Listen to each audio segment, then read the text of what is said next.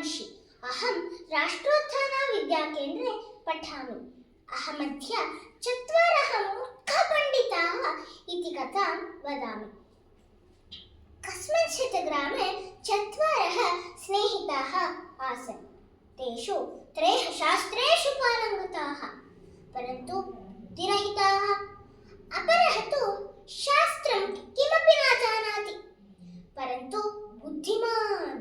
एकदा ते चिन्तितवन्तः, देशान्तरं गत्वा महाराजस्य पुरतः अस्माकं पाण्डित्यं प्रदर्श्य धनसम्पादनं करणीयम् इति। एवं चिन्तयित्वा ते देशान्तरप्रस्थिताः। मार्गे ते एकस्य मृतसिंहस्य अस्थिं दृष्टवन्तः। तदा प्रथमः उक्तवान्, भो सुहृदः, अस्माकं विद्यायाः परीक्षां कर्तुम् एषः उत्तमः अवसरः। वयं एतं सिंहं जीवसहितं करवाम इति। अनन्तरं सः सिंहस्य अस्तीनि योग्येन क्रमेण योजितवान्। द्वितीयः तत्र रक्तमांसचर्मादिकं संयोजितवान्।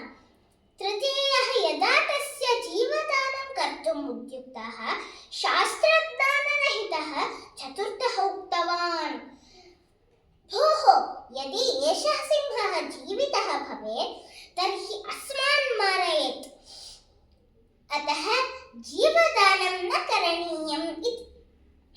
तदा तृतीयः उक्तवान्, मूर्ख, मया अपि विद्यायाः परीक्षा करणीया अस्ति, अतः अहं जीवदानं करोमि एव इति।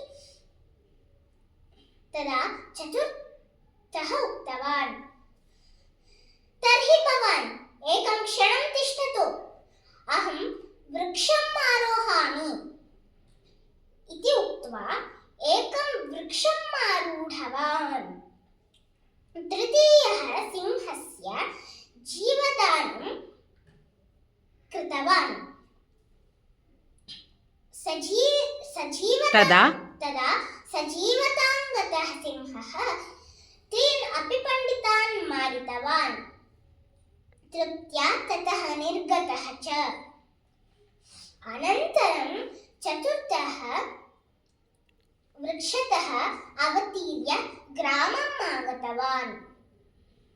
अतः पण्डिताः वदन्ति, विद्यायाः अपेक्षया बुद्धिः एव गरीयसी इति। धन्यवादः।